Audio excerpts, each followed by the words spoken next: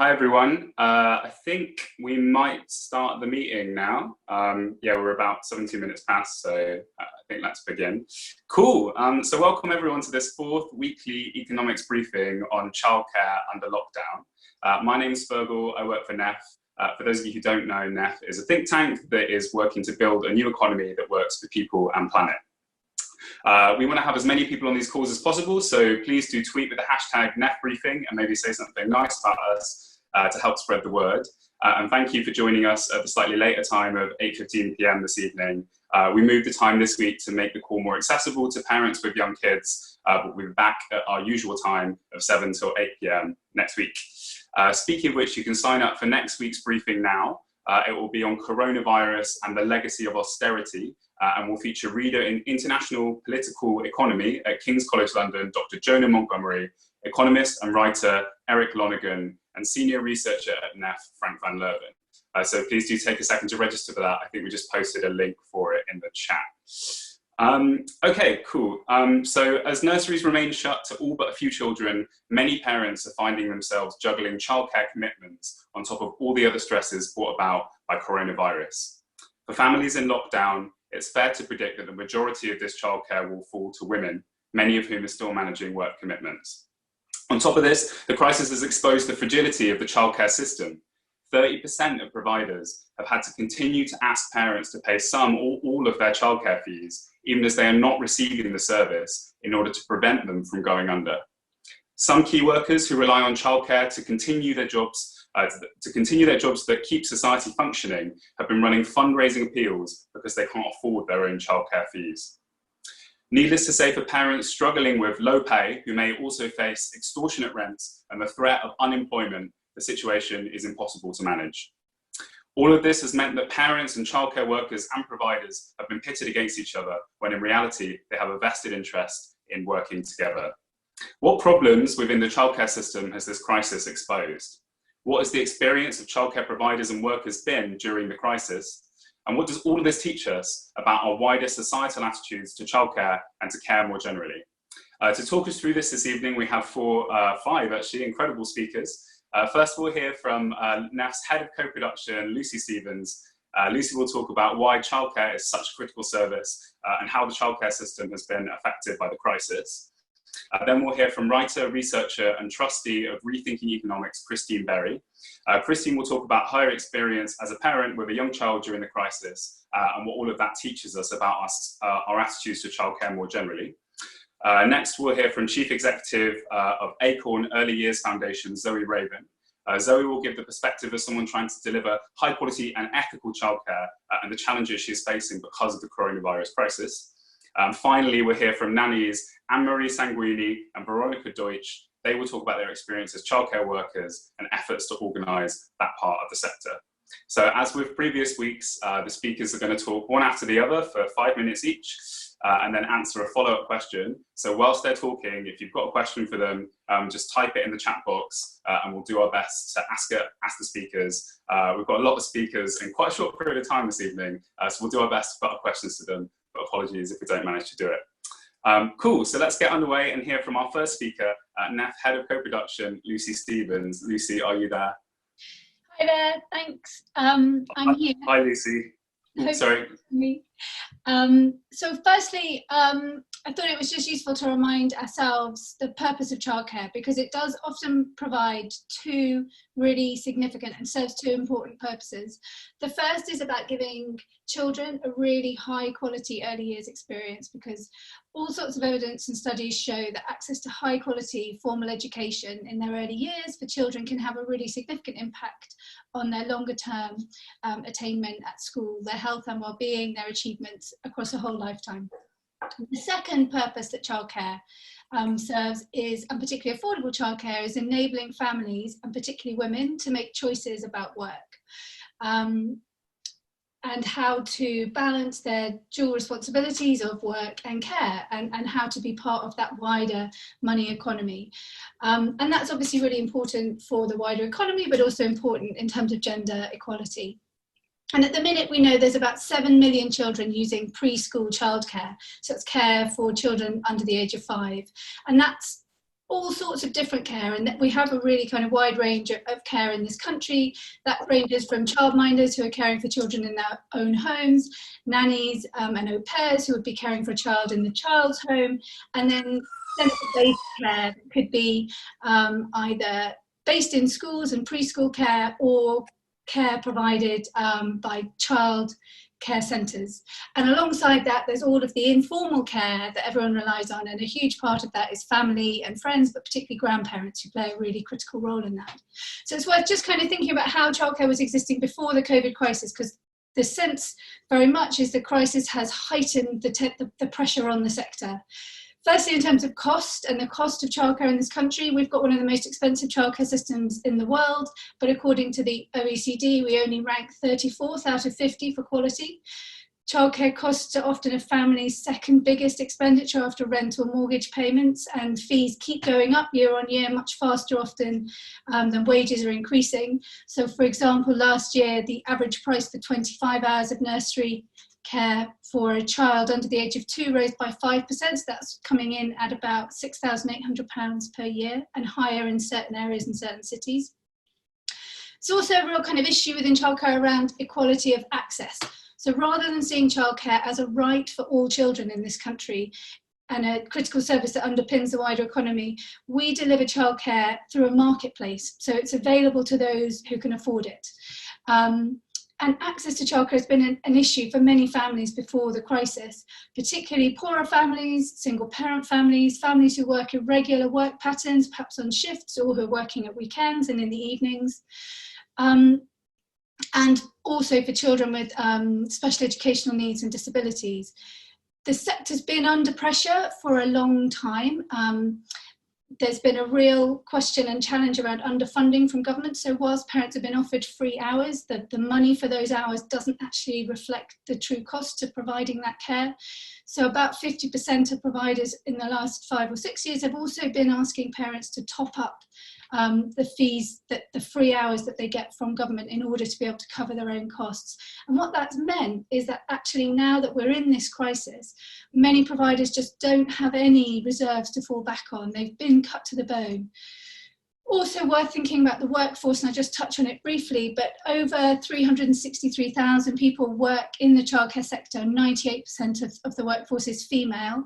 Wages are really low. Over 40% of the workforce rely on additional benefits to make ends meet, and that's when they're on a full pay. So questions around going on a furlough scheme at only 80% of your salary is really going to push a lot of people into poverty.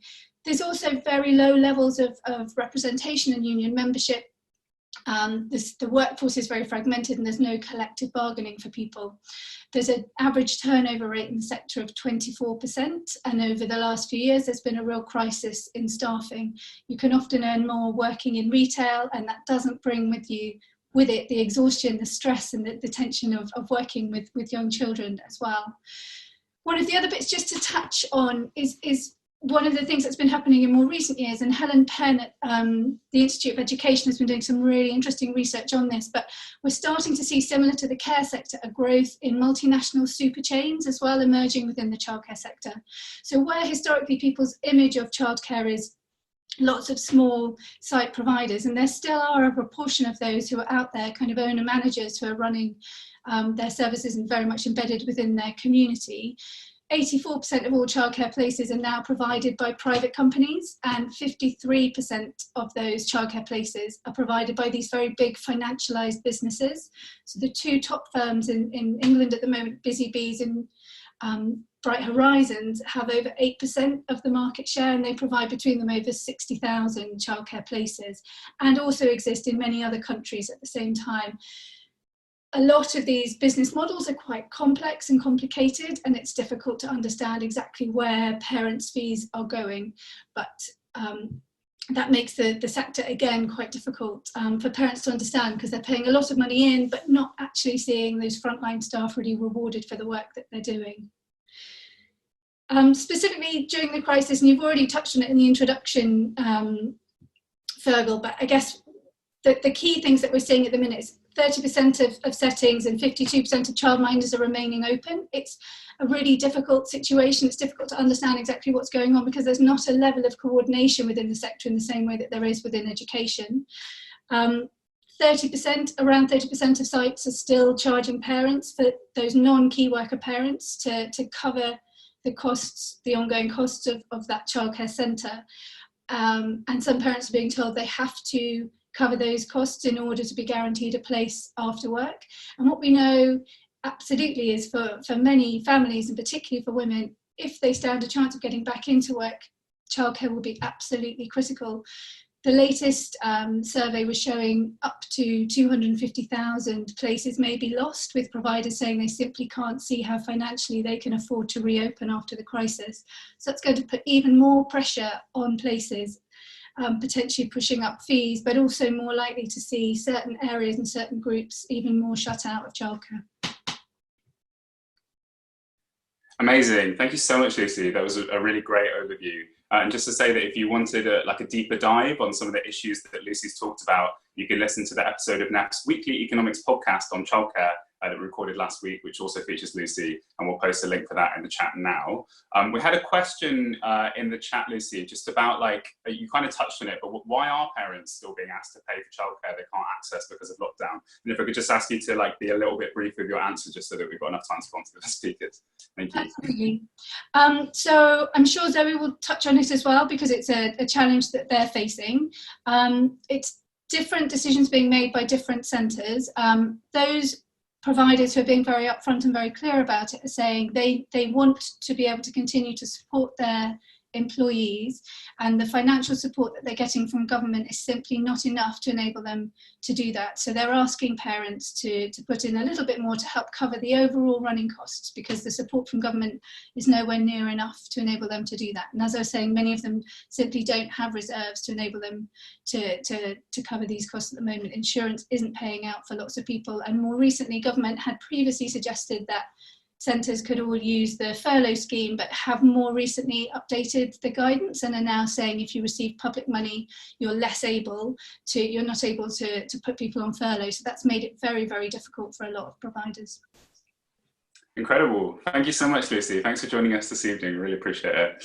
Okay, so let's move on to our next speaker, researcher and trustee of Rethinking Economics, Christine Berry. Christine, thank you so much for joining us. What has the crisis been like for you and other parents? And I guess, what does this experience tell us about our attitude to childcare more generally as a society?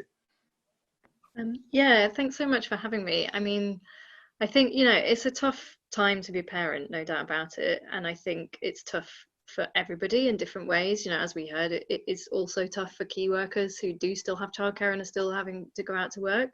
But I can only speak from the experience of having, in my case, a 1-year-old at home and still kind of trying to hold down a job whilst also doing this kind of additional full-time job that's just been transferred into the home. And I think all parents are finding that incredibly tough, in terms of the financial strain, the physical, the emotional strain that's putting on families.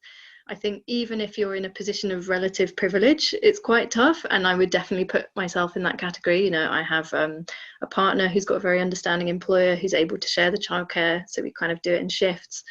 We're sort of reasonably financially secure. And even in that situation, it's pretty relentless. I've got a friend who also has a very understanding employer who right from the off said, parents, just kind of do the best that you can, and we're not going to cut anyone's pay. But even in that situation, she and her partner have just recently basically decided that the sort of guilt and exhaustion of that juggling act and that multitasking of trying to kind of essentially hold down 2 full-time jobs simultaneously was just too much. So they've now basically formally cut their hours in half and taken the financial hit that's going to mean for their finances, so that they can kind of formally share the childcare and have time that they're just officially not working. And they've also already made the decision that, if the situation continues and that does become financially unsustainable for them, the mum will request furlough and the dad will carry on working full time, because obviously the furlough scheme only allows you it's a kind of all or nothing thing. You have to start working completely to take it. You can't share it out between both parents.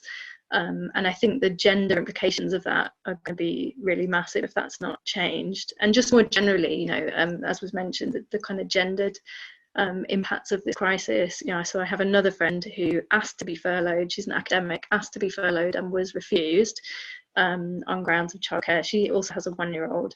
So she's effectively lost her study leave to unpaid childcare, having not very long got back from maternity leave. So I think there's going to be a lot of women that have basically already taken the sort of career penalty of having children in the first place, that are now going to take another career penalty from having to absorb this unpaid childcare work.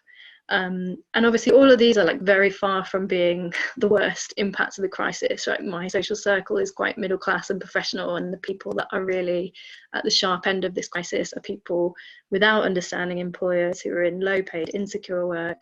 And I've heard some awful stories, you know, of people being threatened with dismissal if they don't turn up for work, even though they've got children, or people who, because of that, have had to continue to ask grandparents to come and look after their children, and have then been visited by the police, like threatening to fine them if the grandparents keep on coming over. I spoke to a woman a few days ago who works in a call centre. She's got 3 children under 7, one of whom's got ADHD. Wasn't even asking to be furloughed, was just asking to have her responsibilities altered to make this clearly impossible juggling act slightly less impossible, and her employer refused, and her union has advised her that she's got no rights in that situation. So it's really, really tough for a lot of people. And, you know, as was mentioned, then on the other side of the ledger, you've got a lot of parents still being asked to pay nursery fees, which is basically a second mortgage for a lot of people, for a service that they're not getting whilst they're less able to earn, because they are doing that work for free, unpaid. So like impossible choices that people are being asked to make, as Lucie said about, you know, do you potentially give up your place and then not know when you're going to be able to get another one, get back to work, or do you carry on trying to make ends meet, making these outlays? Our nursery, having originally asked for 50% fees, has now left it up to the discretion of parents how much to contribute. So we're kind of in the process actually of agonising about that at the moment, that we obviously really want to see the staff supported and make sure that they continue to be paid.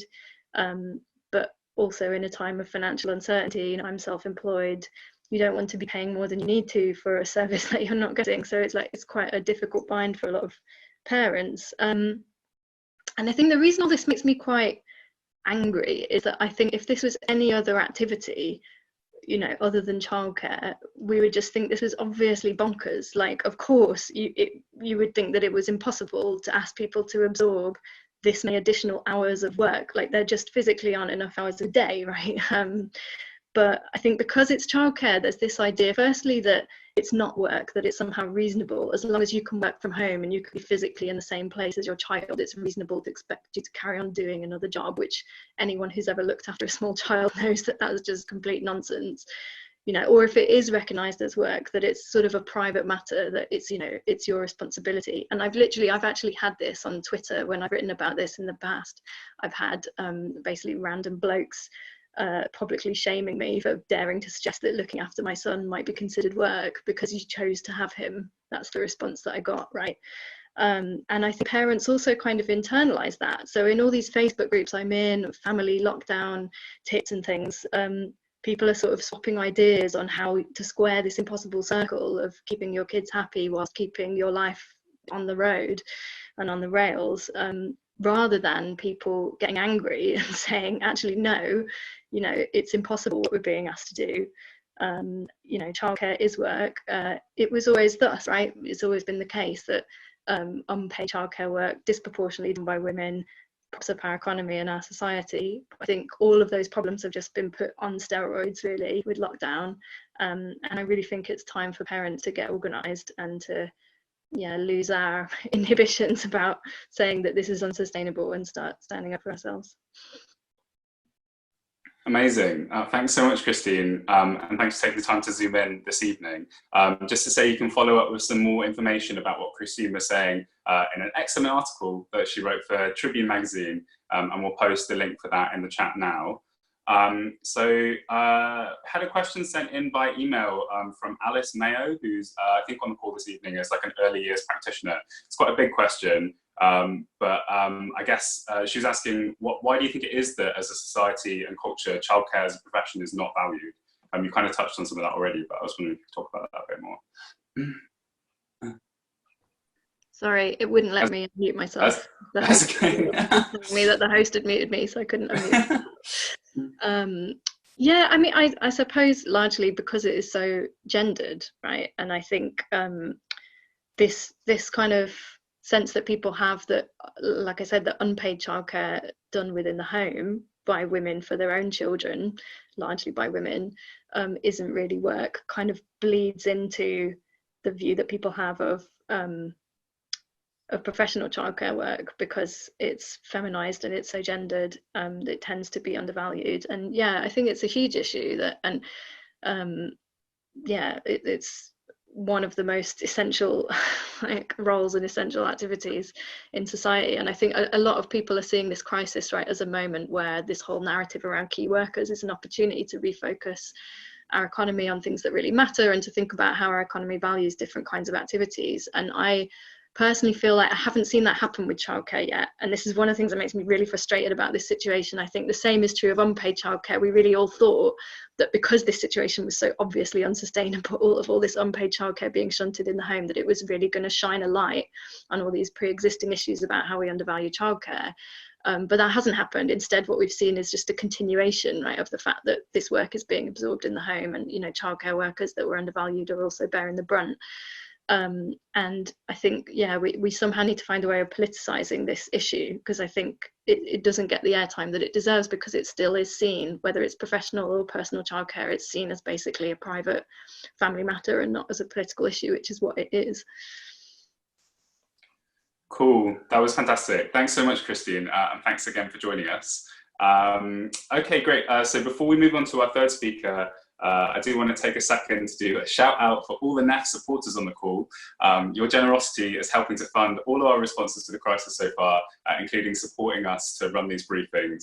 So thank you very much. If you're not a NAF supporter and you'd like to become one, then please check out the new supporters page on our website. We're posting a link for that in the chat now. Okay, fantastic. So we've heard from Lucie, we've heard from Christine, who's a parent. Now we're going to hear from a childcare provider. So we'll move on to our third speaker, Zoe Raven, who is Chief Executive of Acorn Early Years Foundation. Zoe, welcome to the call. You've been trying to deliver high quality and ethical childcare since before the crisis began. Can you tell us a bit about what this was like and what challenges you're facing now? Yes, well, I've been delivering childcare for over 30 years, but I have to say the last few weeks have been the most stressful of the last 30 years by a mile. We're a social enterprise and a charity, so in some ways that's made things easier for us. We don't have to worry about paying dividends to shareholders. It does mean that we don't have big reserves, and finances are always tight because we're always trying to balance providing high quality and paying decent salaries with affordability for parents, and that's a juggling act that is almost impossible with the current funding situation, because as everybody knows, the government funding for childcare is not enough to provide high quality. So when this all happened, I completely agree with Christine's comments about childcare being undervalued, and I think it's childcare particularly, as opposed to early years education. I think everybody recognises the value of early years education. I don't think everybody recognises the skills that go into providing really high quality care.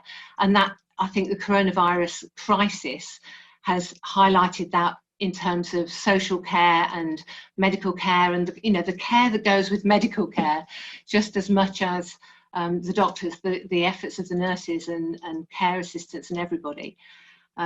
And I really hope this changes things, but I don't hold out a huge amount of hope, to be honest.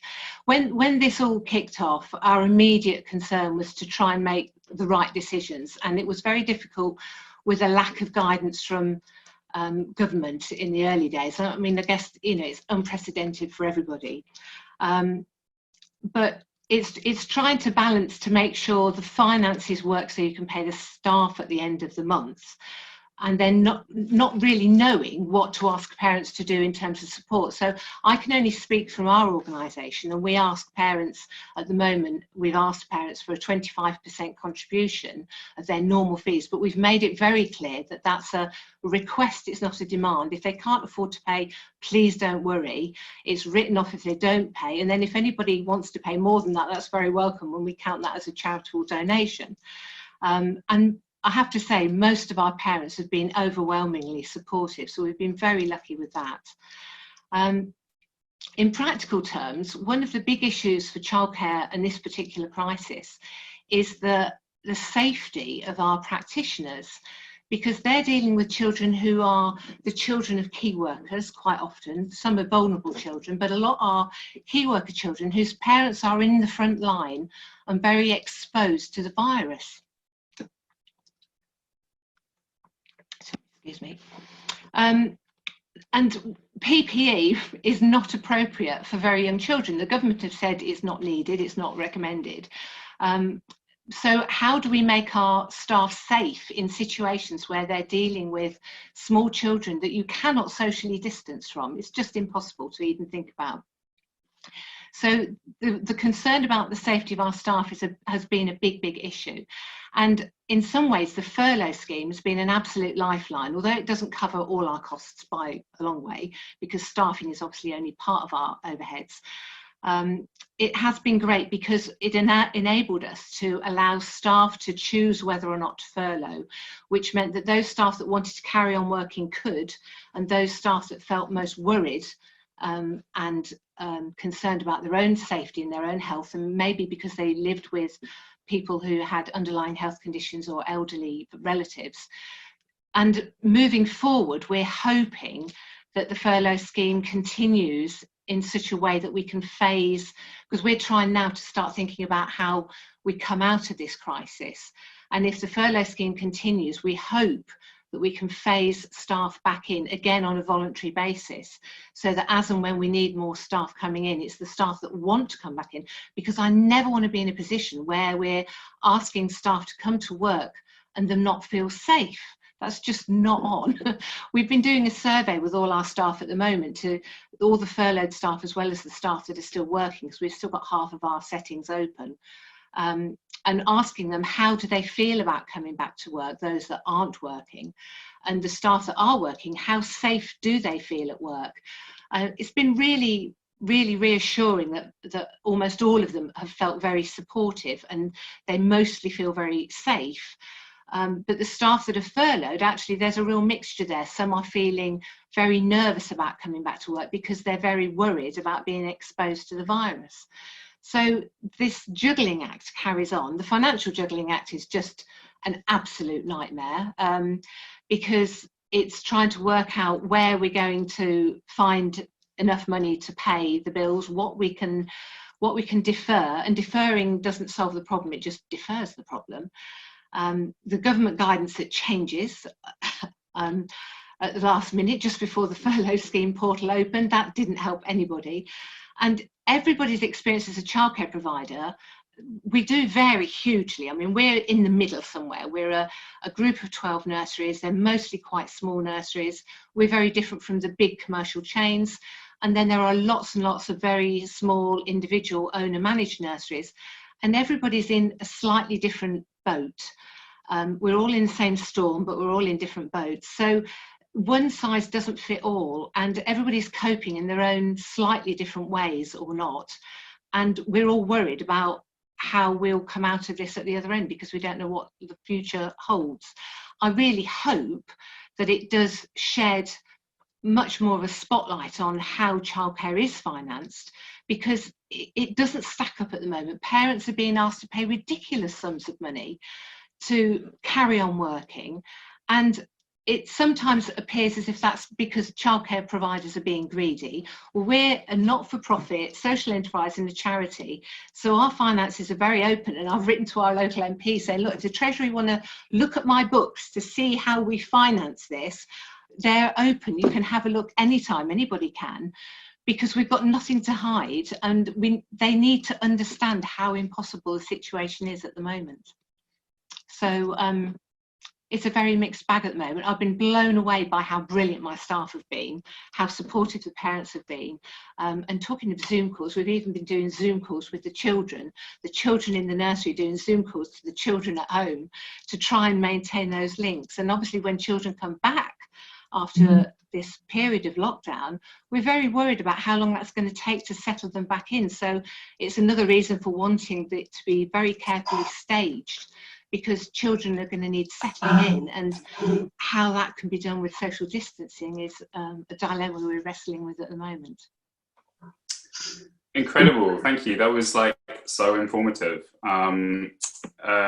Just to say, we put together some resources, including a briefing by the Women's Budget Group on childcare and gender, highlighting high fees and children missing out, and a petition asking the government to set up an emergency fund to ensure nursery survival and ensure that parents are not charged the full fees by the nurseries to keep children's places for you to have a look at. So please do have a look at the links in the chat now. The chat was really active during that, Zoe, so everyone was like really loving what you were saying, and there were some really good questions in there. We had a question from Alice Hemming, who asks, how do you think childcare providers can be more resilient in future to other shocks, kind of reoccurrence of the virus, impeding recession, I guess that means impending recession, and climate emergency? That's a really good question, because I thought our risk management matrix was absolutely brilliant and foolproof, and I was proven wrong. We had never conceived of a situation where all 12 nurseries would be in danger of closing and it wouldn't be covered by insurance. We've got a really good insurance package from a specialist childcare insurer. It doesn't cover us for this. And and reserves, if we had 500,000 in reserves, that would only cover us for a month. So it's not even a question of building up reserves. I honestly don't know the situation, but we've been looking very carefully at every single overhead and how we can minimise the ones that entail a long-term commitment. So we've got things like a minibus that is a monthly rental cost, and we can't get out of the contract. So there's lots of costs that we're now questioning whether we should commit to things like that in the future. I mean, the biggest cost by a mile is staffing, but we don't have the kinds of contracts, and would not want to have the kinds of contracts where we can lay staff off and bring staff back on, because they need, it's a profession and we need to treat them like professionals. So you can't treat them like bank staff coming in and out, that you need continuity in professionals. So they need good contracts. So tweaking staffing doesn't really work either. I mean, we do it to a certain extent on a seasonal level. We accept that we're going to be overstaffed in the autumn, and then it gets very tight in the summer because of the way children come in and on the school year. But I don't know what the answer is to making us more sustainable in the long term, other than solving the funding situation and for there to be that understanding of how this can best be financed nationally, and maybe look at some of the other countries, as somebody suggested in the chat, to see what other models in Scandinavia and places may be doing. Amazing, thank you so much. And yeah, just to echo, there's some really good conversations happening in the chat with lots of different people with lots of experience inputting and sort of collaboratively learning on this, which is really nice to see. So do check out the chat. Okay, thanks again, Zoe, for joining us this evening. We really appreciate it. We're going to move on to our final speaker now, or speakers. We're going to hear from two speakers. I'm going to hear from Anne-Marie Sanguigni and Veronica Deutsch, who are both nannies. Thanks to both of you for joining us. So nannying is obviously like a different part of the sector to nursery provision, and it's been largely overlooked by the government so far. And also, as the work takes place in parents' homes, there's often a less formal sort of employee-employer relationship. So what are some of the issues that you guys have faced with this? And is there any work being done to organise childcare workers in this part of the sector? Thanks so much, Fergal. There's indeed things budding and growing currently. I'm Anne-Marie, I'm 29, and I've been nannying for 12 years. Hi, I'm Veronica. I've been nannying for 7 years. And we really want to use this time in lockdown to reflect on and highlight that we're workers as much as we are carers. We feel the building blocks of eliminating high precarity and exploitation in nanny work are, most importantly and broadly, forging solidarity between all working women. And then right now, we need to create a radical nanny union so we have a home from which to take collective action. It was really nice to hear earlier from, I think, the first speaker that employees and nannies, childcare workers need to join together, right? It makes sense. The issues facing childcare employers and the issues facing childcare workers are in fact two sides of the same coin. So we can't separate the problems of unaffordable childcare and insufficiently regulated childcare, of affordability for families and the exploitation of workers. We want to stress there's so much we share with the women who employ us. Nannies and mothers are really a product of the same system, right? A system that doesn't attribute value to a woman's work, while at the same time deifying women's work so intensely that a myth is created and it can't be viewed as anything other than an act of total altruism. And this altruism screen, it works to demonize the women that employ us, and it hides the financial need that drives nannies, which then suppresses our workers' rights. Totally, I totally agree. And I know that for me, during this time, I'm with a payroll company that I'm not going to name, and basically they organize all of my tax, my national insurance, and my pay slips. And during COVID, and indeed before COVID, I've had to receive all information about my income, my rights through my employer, and entirely at their discretion. There is no onus on them for them to provide me with that information. On the website, there's a button for employers to contact the HR team directly, whereas for me, I'm not able to request any information or inquire about my rights during the coronavirus, how it may affect my job, furlough, etc. I'm instead forced to funnel my inquiries through my employers, getting them to format it in an email on my behalf. And, you know, I'm incredibly lucky, as I know, Anne-Marie, you feel the same, to have really supportive, communicative employers, but you know, that's the exception to the rule, and this has not always been the case. Indeed, this is probably the first case for me, and I've worked for a lot of families. My current bosses have never opted to keep me in the dark about anything, but the problem is that they could keep me in the dark about my own income if they chose to without repercussions. Nannies don't have an HR, we don't have anyone fighting in our corner, and my heart goes out to the workers during this time that are not receiving the same level of support. Nanny work is largely made up of migrant and or cash in hand workers, and this creates an invisible workforce. So I received a newsletter from a nanny agency that once recruited me. And for the record, I think nanny agencies are heinous, and they act in the exact opposite interests of nanny workers. So I received this newsletter recently, right at the beginning of the lockdown, and most industries were already grounding to a halt. We shouldn't have really been continuing working. And all this newsletter talked about was how to continue working while your employers are at home, how to how to keep the kids out of the way, how to make meals that feed more than you're used to feeding, and essentially how to stay invisible in your job. There was no information how I could request furlough. There was no information on my rights as a childcare worker to refuse to come in if I'm high risk. So I'm a severe asthmatic and I've been in full quarantine since mid-March. And indeed, there was no information on how to keep in contact with the children that we love and take care for in a way that is mutually beneficial for both the employers and for us. Things like Skypes, pen pal activities, etc. All I could sort of discern from this newsletter, the advice was just to keep working. And it's this lack of support for nannies. It's born of the same system that lacks support for families. Why aren't we addressing them as the same issue? There's the problem of exploitative working practices in childcare is bigger than heartless employers, and the problem of unaffordable childcare is bigger than nannies who are expecting too much. We have a system that doesn't value feminized work, and so families are both not getting the support they need to fairly pay for childcare, and nannies don't have any indication of how to fairly price their services. Yeah, so it's pretty bleak for us, and we need a union quite direly. Yeah. Like I said, there's just this widely held and conventional myth of nannying as altruism, that if we are truly good at the work, doing it right, then it shouldn't be work at all. It should be love. But the idea that nannying is born out of anything but financial need pushes our necessity of regular income, which most other workers can talk about openly, into the shadows, and we're rendered invisible. It's also easier for parents to think the overwhelming love that drives them to protect their children is also what drives us. But then that functions as a way to ignore the elephant in the room, which is nannies typically earn much less than their employers. And it's uncomfortable for all of our society, I think, to consider that care work as driven by money. We're often young, we're often migrant workers, and most of us do live paycheck to paycheck. Like me and Veronica.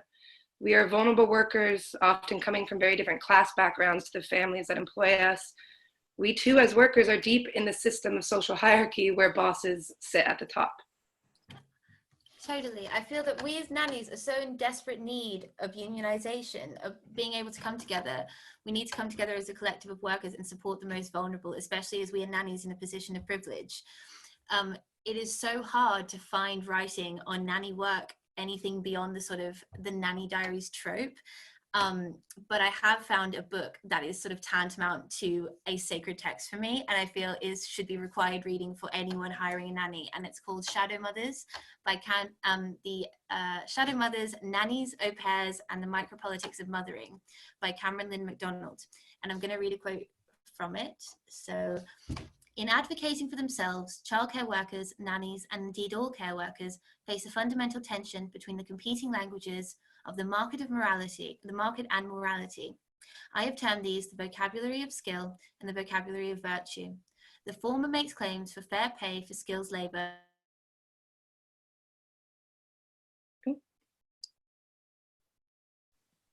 Oh, Veronica, I think you've been muted, or you might have muted yourself if you can hear me. Or I think we just lost you for a second there. You're halfway through the quote, and it was really good, and then we lost your voice. Oh, there you are. You're back. You're back, yeah. Did I disappear? Yeah. Oh no. I think you were on the former makes claims. Sorry? I think you were on the former makes claims. Makes claims for fair pay for skills labor by framing childcare as like teaching as opposed to like mothering. This approach gains economic ground but devalues care and undermines childcare workers' core values. The vocabulary of virtue, in contrast, prioritizes altruism and self-sacrifice, but in doing so risks the economic devaluation of care work. A strict love or money bifurcation fails to recognize care workers' needs to be recognized and compensated for both. So that really resonates with me, and I genuinely feel that we ascribe value to things based on how our society and our governing bodies values things. And unless we have a society and a government that values our childcare work, and by extension the work of women in general, families will always stay out of pocket and nannies will stay underpaid and undervalued. We cannot conflate the genuine love that nannies value so highly in their work as altruism, nor can we treat the roles as transactional. We need to appreciate the nuances of the role and accept that these things can exist concurrently the best we can in order to improve material conditions for all workers, and that's not possible without a collective voice from those on the front lines. So yeah, there's power in the union and we need one. Yeah, unionize now. Amazing. Thank you both so much. We really appreciate you both joining us. And yeah, just to say there were loads of there were some supportive comments in the chat. Rachel said so much yes to what you're both saying, Veronica and Anne-Marie. And someone else was talking about how great that quote was. So thanks so much for joining us. And yeah, solidarity in your work of trying to unionize other childcare workers. Just to say that if you are a nanny and you're listening to the call this evening and you're interested in the things that Veronica and Anne-Marie have said, then they want to hear from you. So please get in touch with on the email that we're sharing in the chat now. We're also going to share a link to an article written for Open Democracy by NAF's own Miranda Hall, which dives into some of the issues that both Veronica and Anne-Marie have talked about in a little bit more depth as well. Okay, cool. I think we're going to have to wrap up pretty soon just because we are at 9 o'clock and I did say that we weren't going to go on for longer than that. So thanks both of you so much for joining us. That's all we have time for. So thanks to everyone for joining the call. Just to remind you, you can already sign up for next week's call, which will be on coronavirus and the legacy of austerity now. Do have a look for that in the chat. We're posting the link now and please do register for it. Thanks to everyone for joining again. Thanks to all the speakers. Stay safe and see you next week.